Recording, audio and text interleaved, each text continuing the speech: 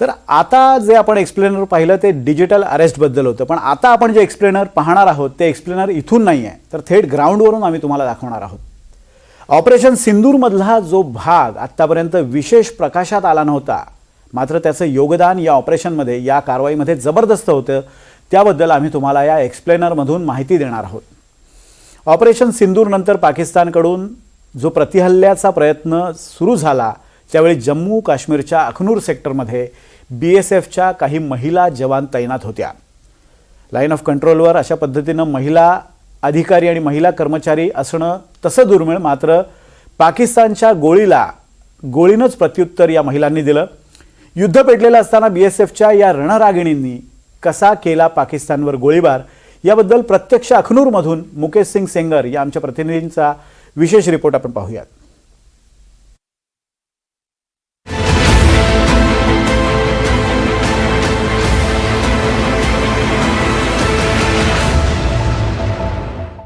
बंदूक थामे आई, ना कोई डर, ना कोई संशय, ना कोई रोक, वही थी आग, वही था शोक. नमस्कार, मैं बात कर रहा हूं ऑपरेशन सिंदूर के दौरान नारी शक्ति की. और अगर नारी शक्ति की बात करते हैं तो फिर BSF की इन महिला प्रहरियों की बहादुरी को नहीं भूल सकते. इस वक्त मैं हूं अखनूर सेक्टर में.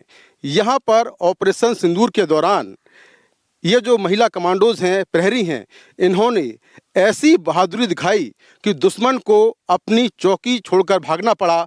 कई चौकियां दुश्मन की तबाह कर दी गईं. इस वक्त मेरे साथ हैं BSF की असिस्टेंट कमांडेंट नेहा जी, उनसे बात करते हैं. नेहा जी, ये बताइए कि जब आपकी ड्यूटी थी ऑपरेशन सिंदूर के दौरान, तो आपको क्या रिस्पॉन्सिबिलिटी मिली थी यहाँ पे?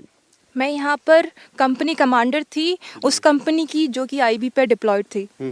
तो मेरी जिम्मेदारी थी कि अपनी कंपनी की सुरक्षा रखना है और साथ में IB की भी सुरक्षा करना है और पाकिस्तान की किसी भी कार्रवाई का मुंह तोड़ जवाब देना है. अच्छा, तो जब ये शुरू हुआ ऑपरेशन सिंदूर, पाकिस्तान की ओर से क्या कुछ हुआ और फिर आपने किस तरह से उसका जवाब दिया? जब 7 को ऑपरेशन सिंदूर एक्चुअल में लॉन्च हुआ था तो उसके बाद हम अलर्ट थे. सारे ही ऑफिशियल्स, भले वो DG BSF से लेके IG जम्मू या DIG सुंदरबनी, मेरे खुद के कमांडेंट, सभी बहुत अलर्ट थे और उनने हमें काफ़ी चीज़ें बताई थी कि क्या करना है क्या नहीं करना है. तो हमने सारी तैयारियां शुरू करवा दी थी. और जब एक्चुअल में ये सारी लॉन्च हुई हमारी तरफ से पाकिस्तान में, तो पाकिस्तान ने भी अपने तरफ से शेलिंग करी, गोलियाँ चलाई. तो उसका जवाब हमने मुँह तोड़ दिया. हमने भी अपनी तरफ से गोलियाँ चलाई और गोले चलाए. किस तरह के वेपन्स का आप लोग इस्तेमाल कर रहे थे, क्योंकि वहाँ से लगातार जो मोटार हैं वो दागे जा रहे थे, फायरिंग हो रही थी, आप लोग किस तरह से उसको काउंटर अटैक कर रहे थे? हम भी इक्विवेलेंट वेपन्स यूज कर रहे थे. फ्लैट, जहाँ पर हमें लगा फ्लैट ट्रेजेक्ट्री वेपन्स इस्तेमाल किए जाएंगे, हमने वहाँ फ्लैट ट्रेजेक्ट्री वेपन्स यूज किए हैं. और जहाँ पर हाई ट्रेजेक्ट्री वेपन्स का यूज़ था, हमने वहाँ हाई ट्रेजेक्ट्री वेपन्स यूज किए हैं. जब ये फायरिंग चल रही थी तो कभी आपको लगा यहाँ पर कि खतरा हो सकता है थोड़ा सा, क्योंकि लगातार दोनों तरफ से फायरिंग हो रही थी? जी नहीं, हमें ट्रेनिंग दी गई है और ऐसी सिचुएशन का हमें बताया जाता है कि कैसे हमें उनसे डील करना है. तो ऐसा कभी लगा नहीं कि हमें खतरा है. पहलगाम में जिस तरह से अटैक हुआ, माताओं बहनों के सिंदूर को मिटाया गया, क्या उस घटना को लेकर एक मन में गुस्सा था बहुत ज़्यादा आप लोगों में, खास तौर पे?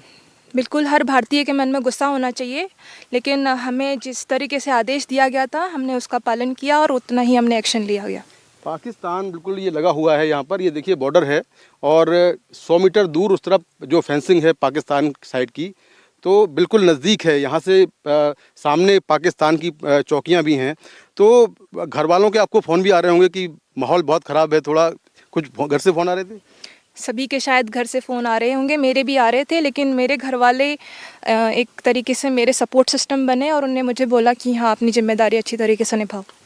आपकी फैमिली के बैकग्राउंड के बारे में मैंने पढ़ा कि आपके फादर सेना में थे, मदर आपके CRPF में है, तो आपको लगता है कि जो आपका बैकग्राउंड है वो आपको ज़्यादा मोटिवेट करता है इस तरह की लड़ाई में सामने खड़े होने के लिए? जी बिल्कुल. अच्छा, आप बताइए कि क्या माहौल था उस वक्त और क्या कुछ आप देख पा रही थी?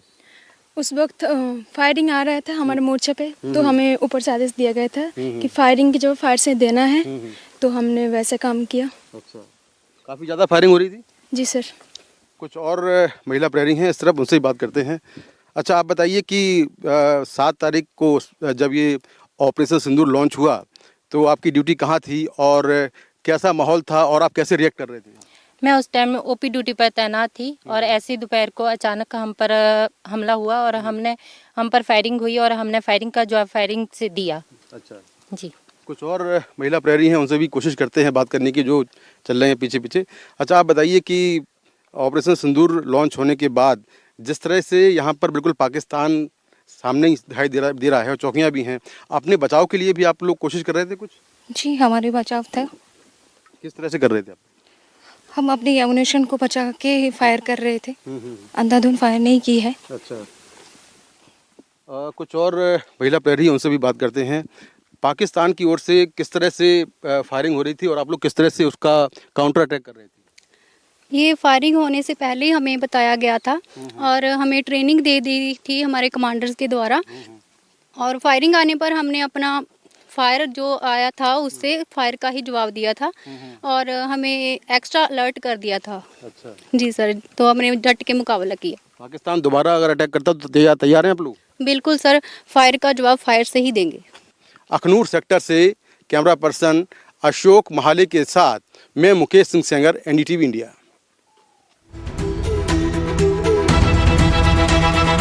हे आहे NDTV आणि आपण पाहत आहात NDTV मराठी।